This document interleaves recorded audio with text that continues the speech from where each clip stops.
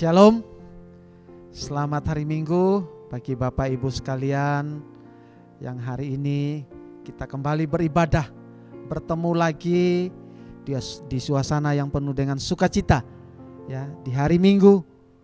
Walaupun saat ini kita masih ibadah secara online, tapi kita bersyukur Tuhan masih memberikan kesempatan buat kita untuk tetap beribadah. Sebelum kita masuk pada firman Tuhan, saya ajak Bapak Ibu sekalian untuk kita berdoa bersama-sama. Mari kita berdoa. Terima kasih Bapak, kami bersyukur buat hari ini. Tuhan kembali memberikan kami kesempatan waktu untuk boleh memuji, menyembah, meninggi, mengagungkan nama-Mu Tuhan. Kami percaya sepanjang minggu ini kami bisa melewatinya karena Tuhan Yesus. Tanpa Engkau Bapa, kami tidak bisa berbuat apa-apa. Kami yakin kami bisa melalui minggu-minggu ini, hari-hari kami, karena pertolongan daripada Engkau. Tiba saatnya kami akan dengar firman-Mu Bapa. Berkati kami pada hari ini Tuhan, sehingga firman yang disampaikan hari ini Bapa senantiasa menjadi berkat buat kami semua, menjadi kekuatan buat kami, untuk kami lebih lagi dekat pada Tuhan, tahu apa yang menjadi rencana kehendak Tuhan di dalam kehidupan kami. Berkati semua jemaat-Mu Tuhan, di mana saja mereka berada saat ini. Tuhan sendiri yang urapi mereka, penuhi mereka dengan kuasa-Mu, supaya firman yang mereka dengar, baca, renungkan, sepenuhnya Tuhan tertanam di dalam hati mereka, sehingga kehidupan kami menjadi kehidupan yang berbuah di dalam Engkau. Urapi juga hamba yang akan menyampaikan firman. Tutup bungkus hamba dengan kuasa-Mu, layakkan Tuhan, sehingga setiap perkataan hamba berasal daripada Engkau. Terima kasih Bapa yang siap untuk mendengarkan firman Tuhan. Sama-sama katakan amin. Bapak Ibu sekalian, puji Tuhan, saya diberikan kesempatan sudah hampir 8 bulan ya, kita tidak pernah bertemu. Tapi saya bersyukur ya, dalam setiap doa-doa kami, di dalam doa, di keluarga kami selalu berdoa buat bagi Bapak Ibu ya, jemaat, supaya tetap sehat ya, tetap semangat, tetap setia di dalam Tuhan. Nah, ini pentingnya kita bersekutu ya. Saya percaya kalau kita saling mendoakan, kita pasti kuat di dalam Tuhan. Puji Tuhan Bapak Ibu, hari ini kita mau belajar satu firman Tuhan. Ya, saya percaya firman Tuhan juga ini sudah sering kita dengar. Tapi hari ini kita juga mau belajar bersama-sama dari satu tokoh yang cukup terkenal di firman Tuhan, yaitu tokoh Raja Daud. Siang hari ini kita akan lihat firman Tuhan ini dari 1 Samuel 30 ayat yang pertama sampai ayat yang ke-25. Ya, firman Tuhan ini cukup panjang, tetapi Bapak Ibu nanti bisa membaca ya lebih detail lagi di rumah ya, di tempat masing-masing. Hari ini kita mau belajar bersama-sama. Ya, saya cuma baca 2 ayat bagi kita. 1 Samuel 30 saya bacakan bagi Bapak Ibu, ayat yang keempat dan ayat yang ke-6a. 1 Samuel 30 ayat yang keempat dan ayat yang ke-6a. Demikian firman Tuhan. Ayat yang keempat, lalu menangislah Daud dan rakyat yang bersama-sama dengan dia itu dengan nyaring, sampai mereka tidak kuat lagi. Ayat yang ke-6a, Daud sangat terjepit karena rakyat mengatakan hendak melempari dia dengan batu. Seluruh rakyat itu telah pedih hatinya karena masing-masing karena anaknya laki-laki dan perempuan. Puji nama Tuhan. Firman Tuhan pada hari ini saya beri tema Tuhan pasti tolong. Sekali lagi tema kita, Tuhan pasti tolong. Bapak Ibu sekalian, kisah ini sebenarnya dimulai dari pasal 29. Ya, kalau kita lihat pasal 29 ayat yang pertama sampai ayat yang ke-11 kalau saya tidak salah, Di situ menceritakan bagaimana Daud bersama-sama dengan Raja Akis. Jadi waktu Daud dikejar oleh Saul, ya, itu hampir kurang lebih 2 tahun dia bersama-sama dengan Raja Akis. Raja Akis ini sangat senang dengan Daud. Bahkan Daud menunjukkan imannya kepada Tuhan. Sehingga Raja Akis ini sangat takjub kepada Daud dan kepada Tuhannya Daud. Nah, ayat yang ke pasal 29 ini bercerita tentang Raja Akis dan raja-raja orang Filistin ini siap berperang melawan Saul. Ya, seluruh pasukan Filistin berkumpul. Dan kalau kita baca ayat-ayat selanjutnya setelah 29, 30, 31, di mana Saul mati pada saat peperangan itu. Begitu besar pasukan. Tapi apa yang terjadi? Ternyata raja-raja Filistin ini curiga dengan kehadiran Daud yang dibawa oleh Raja Akis saat itu. Sehingga raja-raja Filistin ini protes sama Raja Akis. Ya, mereka berkata, untuk apa orang ini ada di sini? Ya, mereka takut, mereka curiga. Bisa-bisa Daud ini jadi mata-matanya Saul. Bisa-bisa Daud ini nanti akan menyerang balik kita. Karena mereka pernah mendengar bahwa orang Israel memuji-muji Daud pada saat Daud pulang dari peperangan. Mereka berkata, Saul mengalahkan beribu-ribu, tetapi Daud berlaksa-laksa. Ada sedikit kegentaran di tentara Filistin pada saat itu. Sehingga akhirnya mereka berkata kepada Raja Akis, lebih baik orang ini tidak ada di tempat ini. Ya, kalau bisa suruh saja dia pulang ke tempatnya. Dan akhirnya Raja Akis berkata pada Daud, lebih baik kamu pulang. Karena ternyata panglima-panglima tentara Filistin ini tidak setuju dengan keberadaan kamu di situ. Sehingga pada keesokan harinya Daud pulang.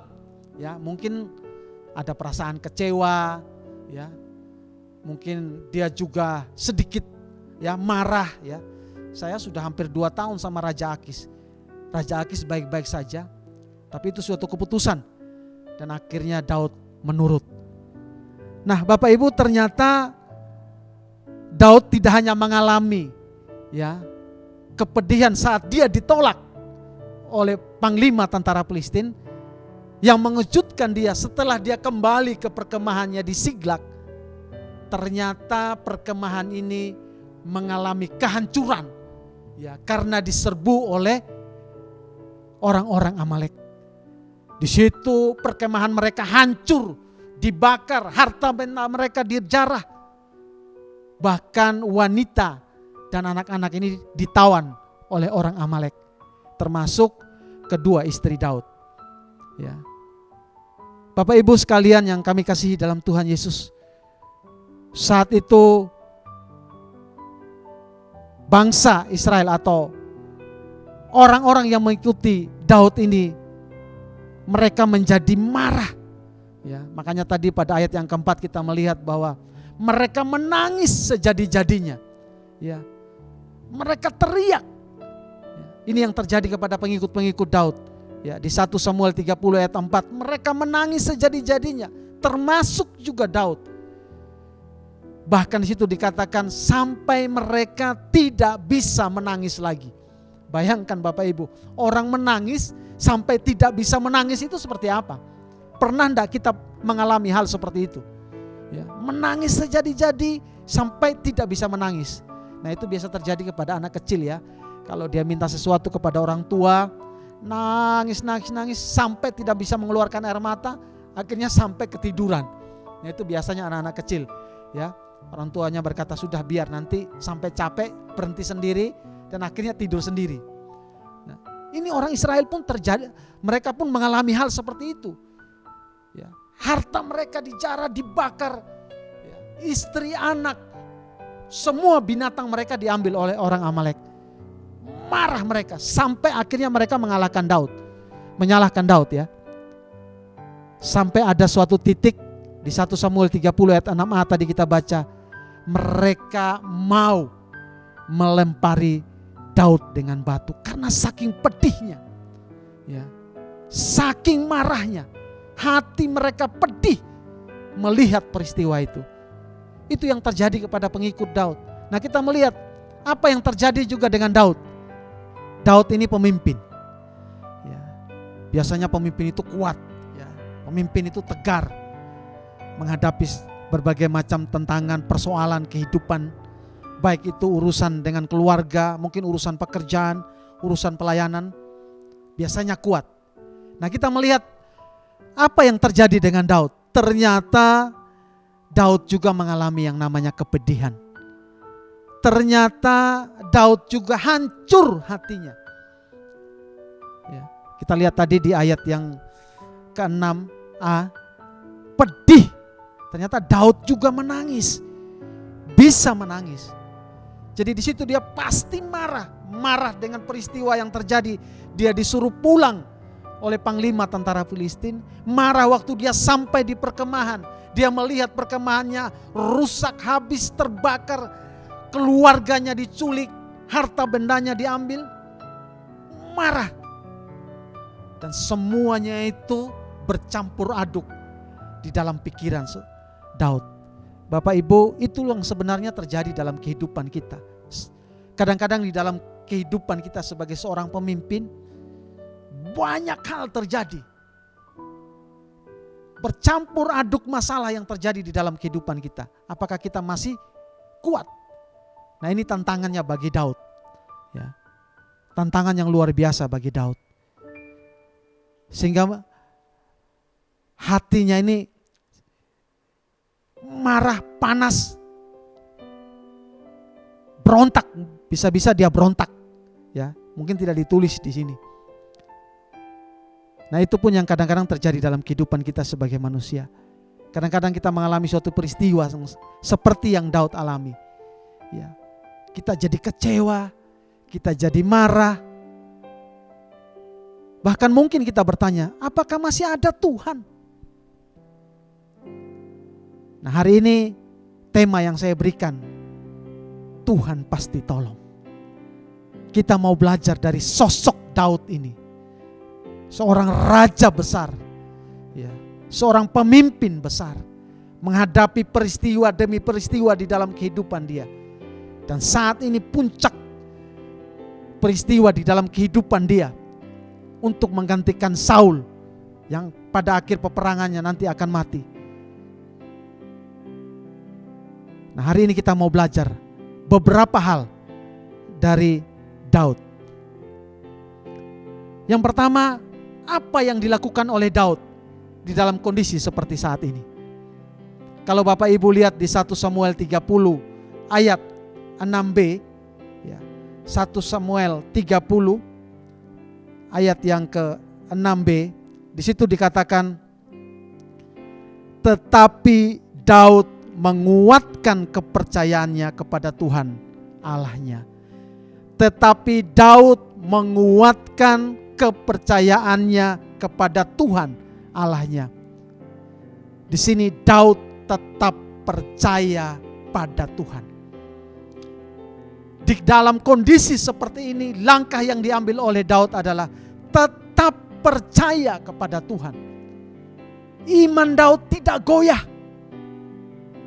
Dia terus bertekun dengan imannya, tetap teguh, tidak bergoncang. Dia percaya Tuhan yang dia sembah pasti akan menolong dia. Nah, ini yang Tuhan mau dalam kehidupan kita. Apapun kondisi kita, Tuhan mau tetap kuat iman kita, tidak goncang. Bapak Ibu, ini kondisi-kondisi yang saat ini kita alami memang tidak mengenakan bagi kita semua. Ya. Ekonomi yang saat ini dunia tidak bisa diprediksi. Terjadi PHK di mana-mana. Kehidupan ekonomi rumah tangga jadi morat-marit karena kondisi pandemi ini. Ini tantangannya buat kita anak-anak Tuhan. Apakah kita masih punya iman kepada Tuhan? Apakah kita masih percaya kepada Tuhan? Atau bahkan kita meninggalkan Tuhan? 8 bulan Bapak Ibu, ya, kita tidak ibadah ini 8 bulan. Bukan sesuatu yang mudah. Ya. Ekonomi 8 bulan dibuat carut marut. Ya. Sekolah anak-anak online, walaupun online tetap bayar. Nggak ada yang gratis sekarang. Barang-barang jadi mahal. Kondisi ini bisa enggak kita tetap percaya kepada Tuhan? Seperti Daud. Ya. Dia menetapkan hatinya untuk tetap percaya kepada Tuhan. Artinya apa? Menetapkan hatinya. Artinya apa? Daud tidak goyah. Daud berserah total. Daud tidak takut. Daud punya keyakinan. Daud punya pengharapan bahwa Tuhan pasti akan menolong dia. Ini yang perlu kita tanamkan di dalam kehidupan kita saat-saat ini. Buktinya apa? Ya, 1 Samuel 30 ayat 7 sampai ayat 7, 9 dan 10. Ya.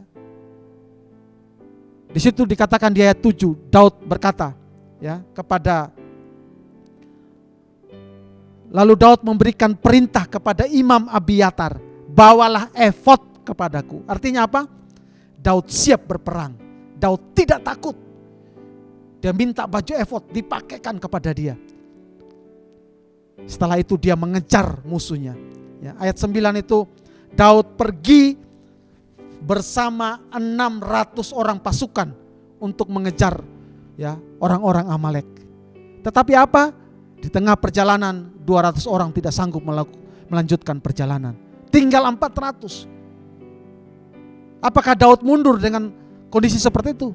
Tidak. Daud tetap melangkah. Nah ini Bapak Ibu, bedanya bagi kita ya, anak-anak Tuhan, apapun yang terjadi, sekalipun itu pedih, sakit, bahkan air mata, bahkan sampai tidak bisa mengeluarkan air mata lagi. Ya, jangan pernah takut, jangan pernah goyah. Mari kita berserah total sama Tuhan. Ya, mari kita bangkit dengan keyakinan, punya pengharapan kepada Tuhan, bahwa pengharapan di dalam Tuhan itu tidak pernah mengecewakan. Pengharapan di dalam Tuhan itu pasti, dan pasti Tuhan akan menolong. Bapak Ibu, baru-baru minggu kemarin ada salah satu jemaat kita tiba-tiba telepon dan minta untuk didoakan. Orang tuanya sudah berumur 80 tahun, ya, tiba-tiba orang tuanya sudah tidak mau makan lagi, ya, akhirnya kurus, ya, tinggal kulit yang membalut tulangnya. Ada kekhawatiran dari anak-anaknya, sehingga pada saat itu tiba-tiba saya dikontak minta tolong didoakan. Nah kami ke tempat sana terus mendoakan ya orang tuanya. Sekembali dari situ ya kami mampir sebentar di rumah makan, kami makan, dan kesempatan karena bertemu, sudah lama tidak bertemu, saya tanya, bagaimana Pak masalah pekerjaan Bapak dengan kondisi seperti ini? Beliau berkata, puji Tuhan Pak, saya cuma mengandalkan Tuhan, tetap percaya Tuhan pasti tolong. Soalnya pekerjaan saya ini pekerjaan yang tidak menentu Pak, tidak pasti. Tapi selama pandemi ini cuma 2 bulan order saya ini menurun. Selanjutnya Tuhan itu luar biasa, selalu mencukupi, tepat bahkan berlebihan buat saya. Oh puji Tuhan. Ini yang namanya kita percaya penuh kepada Tuhan. Ini yang Daud lakukan. Dia mengambil langkah, menetapkan hatinya untuk percaya penuh kepada Tuhan. Yang pertama Daud lakukan dalam kondisi seperti itu, dia percaya kepada Tuhan. Ya, masalah boleh besar, tetapi kita harus yakin bahwa Tuhan kita lebih besar dari masalah itu. Makanya kita harus tetap percaya. Tuhan mau supaya kita, iman kita kokoh. Tuhan mau supaya kita menjadi orang-orang yang tidak takut, tidak cengeng, tidak gentar. Orang-orang yang terus maju, tidak mundur. Karena kita akan melihat pertolongan Tuhan di depan. Amin. Puji Tuhan. Kita masuk yang kedua Bapak Ibu. Ya. Apa yang Daud lakukan? Samuel 30 ayat yang ke-8. Ya. Samuel 30 ayat yang ke-8 berkata, kemudian bertanyalah Daud kepada Tuhan. Katanya, haruskah aku mengejar gerombolan itu? Akan dapatkah mereka kususul? Dan ia berfirman kepadanya, kejarlah, sebab sesungguhnya engkau akan dapat menyusul mereka dan melepaskan para tawanan. Yang kedua Daud lakukan pada saat dia mengalami hal seperti itu, kondisi keadaan yang tidak mengenakan bagi dia sebagai seorang pemimpin. Yang kedua dia lakukan adalah Daud bertanya pada Tuhan. Puji Tuhan, Bapak Ibu luar biasa ya. Saya mempersiapkan firman Tuhan ini, kembali Tuhan ingatkan kepada saya. Seringkali dalam kehidupan saya, dalam mengambil keputusan, saya jarang sekali ya. Kadang-kadang ya, kadang-kadang saya masih menggunakan akal, pikiran, kekuatan saya. Kadang-kadang saya masih mengandalkan manusia. Dan biasanya itu sudah 99%, tinggal 1%. Ternyata gagal, batal, tidak bisa. Yang ada di dalam perasaan saya apa? Kecewa. Nah inilah kadang-kadang manusia ya, tidak selalu bertanya kepada Tuhan di dalam mengambil keputusan. Ya, saya bersyukur lewat firman Tuhan pada hari ini mengingatkan kembali saya, mengingatkan Bapak Ibu sekalian, apapun yang terjadi di dalam kehidupan kita, ayo Bapak Ibu selalu tanya Tuhan. Ya. Dia yang punya hidup buat kita, Dia yang tahu masa depan kita, Dia yang tahu jalan kita, 1 langkah ke depan, 1 menit ke depan, 1 jam ke depan, 1 tahun ke depan. Tuhan yang tahu jalan kehidupan kita. Mari kita selalu apa saja dalam kehidupan kita, baik itu masalah pekerjaan ya. Makanya Bapak Ibu yang punya anak-anak yang mau bekerja, dorong mereka melamar pekerjaan, doakan. Bisa jadi tempat itu bagus, membayar ya, gaji kita besar, tetapi kita tidak punya waktu untuk bersekutu dengan Tuhan. Justru bisa jadi di tempat itu menjerumuskan kita, sehingga kita tidak percaya kepada Tuhan. Yang lagi mencari jodoh ya, hati-hati anak-anak muda kalau tidak tanya Tuhan ya. Jangan karena lihat dia seperti artis Korea. Nah, sekarang kan musim ya K-pop ya, seperti itu ya. Hati-hati ya, selalu tanya Tuhan. Rumah tangga apa saja termasuk pelayanan, selalu tanya Tuhan, minta hikmat Tuhan. Amsal 2 ayat 6 berkata, Tuhan itu sumber hikmat buat kita. Minta pada Dia supaya diberikan kepada kita hikmat untuk mengambil keputusan. Dan ini pun yang dilakukan oleh Daud. Dia tidak serta-merta langsung berkata gini, "Hei, siapkan pasukan, saya mau kejar orang Amalek itu." Tapi dia datang kepada Tuhan, sujud. Tuhan, dengan hati yang pedih, dengan menangis dia datang kepada Tuhan. Tuhan, apa yang aku harus lakukan? Pengikutku mau melempari aku dengan batu. Hatiku pedih, istriku juga dibawa oleh orang-orang Amalek. Dan situ Tuhan berkata, kejarlah, engkau akan bisa mengalahkan mereka. Ya, ini berkatnya bagi kita Bapak Ibu, orang-orang yang selalu bertanya kepada Tuhan. Dan ini pun berkat yang Daud dapatkan pada saat dia bertanya kepada Tuhan.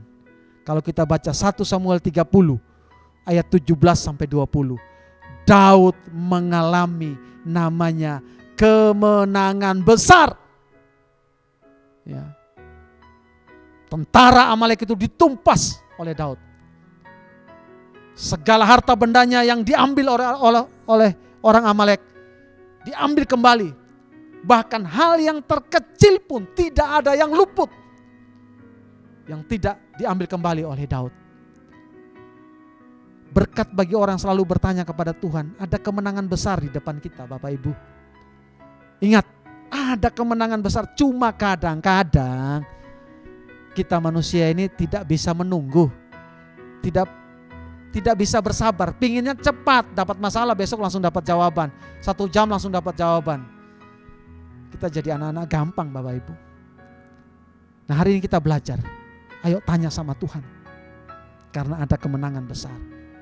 Kalau kita sering tanya kepada Tuhan, Tuhan mengembalikan apa yang pernah hilang. Sekecil apapun, Tuhan akan kembalikan kepada kita.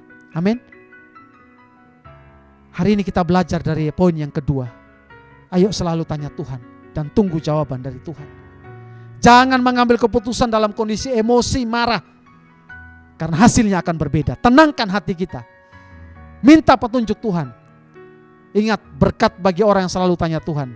hasilnya pasti tidak mengecewakan kita. Bahkan lebih daripada apa yang kita bayangkan. Amin. Bahkan lebih. Kita sudah lihat di firman Tuhan katakan di sini, sekecil apa saja yang diambil oleh orang Amalek dikembalikan kepada Daud. Poin yang kedua kita belajar bersama-sama.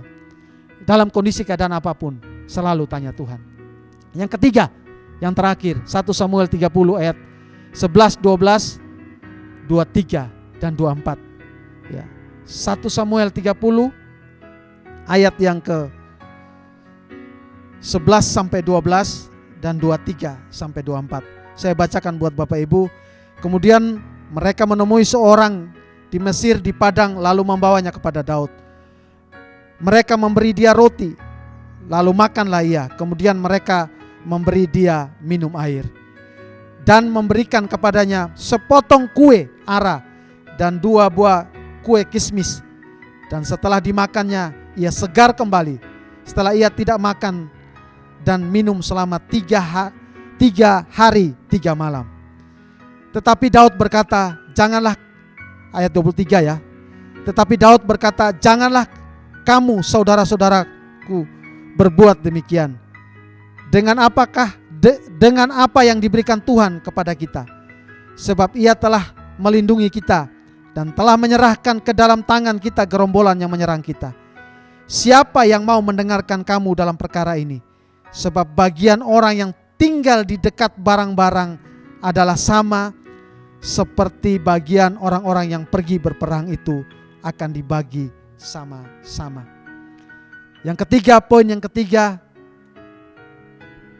dalam kondisi keadaan yang Daud alami, Daud tetap mengutamakan kasih. Yang pertama, dia mengasihi hamba orang Amalek yang ditinggal hampir mati di padang gurun. Dia memberi makan, memberi minum. Yang kedua, dia membagi hasil rampasan kepada orang-orang 200 yang tertinggal, yang tidak mampu lagi untuk mengejar orang-orang Amalek itu. Sama dengan orang-orang yang mengalahkan orang-orang Amalek. Ini luar biasanya Daud menunjukkan kasih yang luar biasa. Ya. Ciri orang yang hidup dalam kasih. Kalau Bapak Ibu lihat di firman Tuhan, bisa baca sendiri di rumah. Galatia 6 ayat 9 sampai 10. Ya, dibaca aja sendiri di rumah. Ciri yang pertama, orang yang hidup dalam kasih suka menolong. Yang kedua, suka berbuat baik. Yang ketiga, suka membela yang lemah. Ya. Ini 3 hal orang yang hidup dalam kasih. Ya. Ini juga yang terjadi kepada Daud. Tidak serta-merta karena dia melihat hamba seorang Amalek itu langsung dia bunuh. Ya, bisa aja karena dia emosi. Ya. Mungkin kita di posisi Daud, kita melihat, oh ini kesempatan saya akan membunuh. Tapi malah dia tidak melakukan. Bahkan dia memberi makan dan memberi minum. Bisa saja kepada orang-orang yang 200 tidak sanggup melanjutkan pengejaran itu, dia berkata kepada mereka, kamu tidak ikut-ikut kejar kok. Kamu cuma sampai di sini, ini yang 400 kasihan. Korban tenaga, ya, korban pikiran, berperang malah. Mereka yang harusnya dapat lebih banyak, kamu 200, ya sudah ada sisa dari 400 baru kamu dapat. Tapi itu Daud tidak lakukan. Dia katakan sama rata. Sama rata. Tidak ada yang lebih besar, tidak ada yang lebih sedikit. Menolong orang yang menyakiti, merawat, memberi makan. Itu luar biasa Bapak Ibu. Apalagi itu musuh. Ya. Apalagi itu musuh. Pelajaran yang ketiga yang kita dapat dari Daud. Situasi dan kondisi tidak mempengaruhi kita untuk menunjukkan kasih kepada sesama. Sekalipun itu musuh kita. Jangan dipengaruhi kondisi. Kondisi baik, kita memberinya banyak. Kondisi baik, kita menolongnya banyak. Pada saat kekurangan atau pada saat kita mengalami penderitaan, kita berkata, saya tidak bisa. Justru di saat-saat seperti ini, pandemi Bapak Ibu, ya, tunjukkan bahwa kita ini anak-anak Tuhan. Kita berkata, saya kurang sebenarnya. Tetapi harusnya kita masih bisa makan 3 kali sehari. kita masih bisa memberi. Ya. Kadang-kadang Bapak Ibu, saya bersyukur dengan kondisi seperti sekarang ini. Saya belajar hidup bergantung pada pertolongan Tuhan. Ya, kami tidak pernah menduga. Kami melakukan membuka usaha kecil, ya, barang-barang kebutuhan sehari-hari seperti beras, gula, telur, ya. Kita jual, yang penting bisa untung, tidak apa-apa. Tapi itu justru jadi berkat juga bagi, ya, tetangga-tetangga kami. Ada beberapa ibu yang di situ kondisi ekonomi mereka memang sangat-sangat menyedihkan. Mereka mau membantu menjualkan. Dan untungnya bahkan mereka lebih untung daripada kami. Tapi kami ada sukacita. Kita bisa membantu mereka dalam kondisi-kondisi seperti sekarang ini. Mari Bapak Ibu, ya, kondisi saat ini kita pun sebagai anak Tuhan, ayo tunjukkan kasih-Mu kepada orang-orang, sekalipun itu musuh. Kasih itulah yang membuktikan kita bahwa kita ini anak-anak Tuhan. Ingat, kasih itu tidak membedakan. Kasih itu adil, bijaksana. Seperti Daud, tidak ada yang besar, tidak ada yang kecil. Semuanya sama. Karena itu berkat Tuhan. Hari ini Bapak Ibu, saya tutup firman Tuhan ini. 3 hal yang kita boleh belajar dari Daud. Sikap yang luar biasa dari seorang tokoh Alkitab, seorang raja, seorang pemimpin, memberikan teladan buat kita. Secara khusus di saat-saat kita mengalami yang namanya pandemi ini.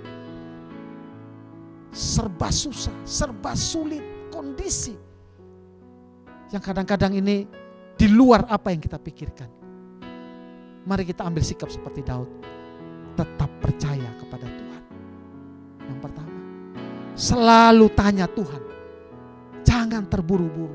Terus kesempatan kita buat mesbah keluarga, doa tiap malam, tanya Tuhan, minta Tuhan, doakan terus.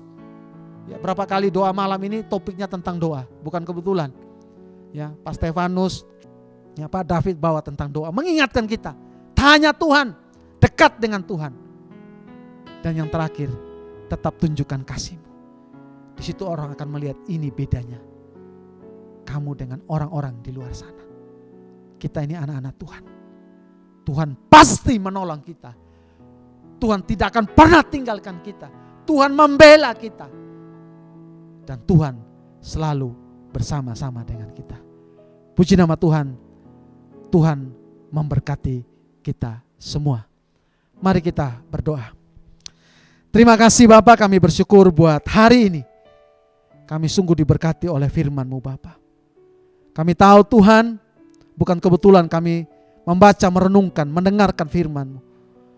Yang menegaskan kembali bahwa Tuhan pasti menolong kami.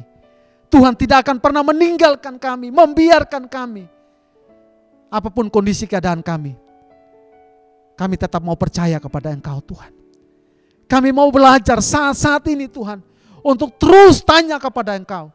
Karena hanya Engkau yang tahu apa yang terjadi di depan kami. Engkau yang tahu masa depan kami. Kami mau belajar untuk tetap taat, bertanya kepada Engkau Bapa. Dan kami juga mau belajar untuk menunjukkan kasih kami. Karena Engkau sudah menunjukkan kasih-Mu yang luar biasa. Dengan mati di kayu salib demi kami, orang-orang yang berdosa. Terima kasih Tuhan buat firman-Mu pada hari ini Bapa. Berkati firman ini, tanamkan firman ini. Sehingga firman ini boleh bertumbuh, berakar, bahkan berbuah di dalam kehidupan kami. Sehingga lewat kehidupan kami, banyak orang boleh dibawa, dimenangkan bagi Engkau. Terpuji nama-Mu Bapa. Yang diberkati firman Tuhan, hari ini sama-sama katakan, amin. Tuhan Yesus memberkati. Shalom, puji Tuhan, Bapak yang dikasih Tuhan, ya, kita boleh sudah kembali beribadah, ya, memuji muliakan Tuhan. Kita sudah mendengarkan firman Tuhan. Kiranya firman Tuhan memberikan kekuatan bagi kita semuanya, ya, terlebih di masa yang sulit ini, pandemi, kita boleh senantiasa dekat pada Tuhan, ya. Puji Tuhan, memberkati, ya. teman-teman kita, anak-anak Tuhan yang boleh melayani pada hari ini, apapun pelayanannya Tuhan berkati ya. Bagi ibu bapak semuanya tetap sukacita ya.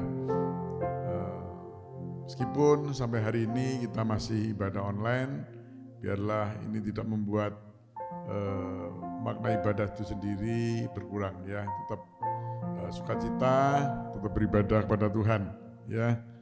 Puji Tuhan, ibu bapak dikasih Tuhan. Juga saya ucapkan terima kasih atas segala persembahan yang ibu bapak berikan, baik melalui transfer maupun yang disampaikan ke gereja, ke sekretariat, baik diakonia, persembahan kasih, persembahan perpuluhan, kiranya Tuhan memberikan, mengembalikan dengan berlipat kali ganda ya. Tetap jaga kesehatan ibu bapak, meski gaungnya berkurang, tetapi kita harus tetap waspada ya. Saya tidak bosan-bosan tetap pakai masker kalau keluar rumah ya, jaga jarak, cuci tangan, dan hindari kerumunan ya. Dan doakan kiranya pandemi COVID ini segera berlalu dari muka bumi, khususnya Indonesia ya. Ibu bapak dikasih Tuhan, juga berdoa juga untuk anak-anak kita yang masih duduk di bangku sekolah, di bangku kuliah, yang juga belajar daring, kiranya Tuhan juga berikan semangat ya, tetap semangat di dalam menempuh pelajarannya ya. Ibu bapak dikasih Tuhan, kita juga berdoa untuk anak-anak Tuhan yang hari-hari ini mungkin sakit, Tuhan berikan sembuhan. Yang belum dapat pekerjaan, Tuhan juga berikan pekerjaan ya. Bersempatan ini saya mengucapkan selamat ulang tahun yang ke-7 ya. Tepatnya kemarin ya, solid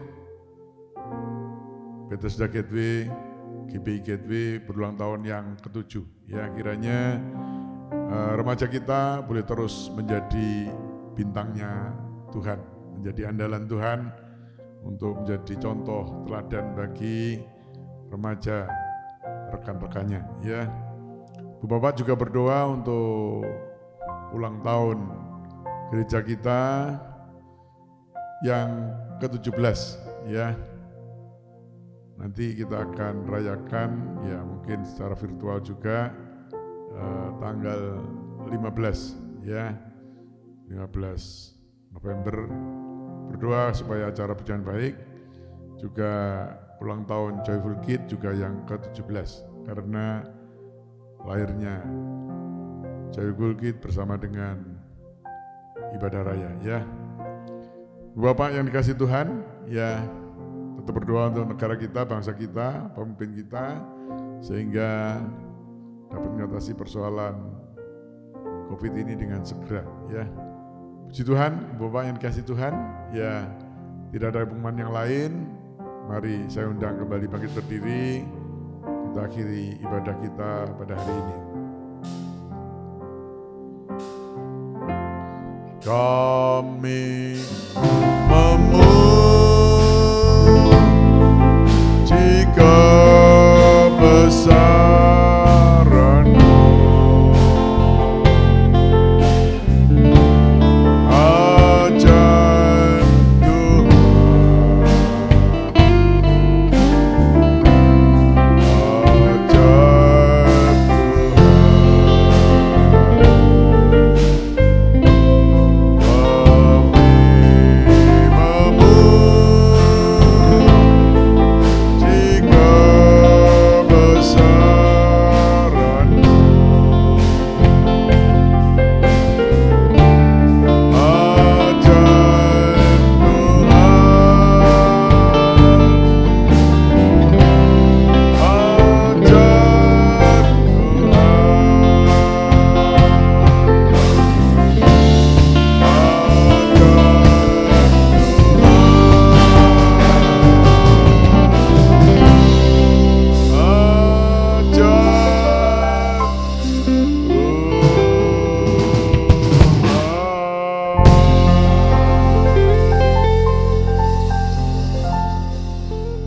naikkan syukur dan terima kasih Bapa dalam kerajaan surga atas selesainya ibadah kami pada hari ini.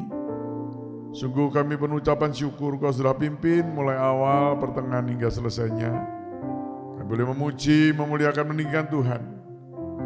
Kami boleh Tuhan mendengar firman-Mu, dan kami sudah mendengar pujian dari anak-anak-Mu Tuhan. Memberkati seluruh Tuhan anak-anak-Mu yang ambil bagian dalam pelayanan, apapun pelayanan mereka pada hari ini, Tuhan memberkati. Terlebih memberkati hamba-Mu, Pak Pendeta Ari yang sudah menyampaikan benaran firman Tuhan. Bagi hamba-Mu untuk terus memberitakan kabar baik ini Tuhan. Terima kasih untuk berdoa untuk umat-Mu, domba-domba-Mu Tuhan, dimanapun berada. Kiranya Engkau menyertai, Engkau melindungi. Jauhkan dari sakit penyakit, khususnya COVID-19 Tuhan. Tutup bungkus dengan kuasa darah-Mu Tuhan. Berkati usaha pekerjaan, profesi apapun yang dikerjakan Tuhan buat berhasil. Berdoa untuk anak-anak-Mu yang masih duduk bangku sekolah, bangku kuliah. Kiranya juga berikan hikmat, berikan semangat, belajar. Walau juga masih online Tuhan. Terima kasih, memberkati para pemimpin kami, bangsa kami, negara kami Tuhan.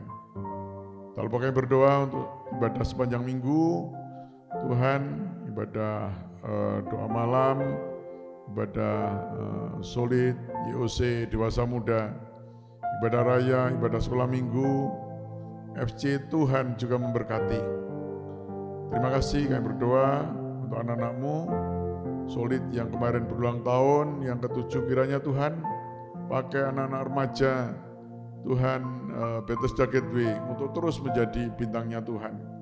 Berkati pengurusnya, kiranya tambahkan hikmat untuk membawa anak-anak kami lebih dekat pada Tuhan.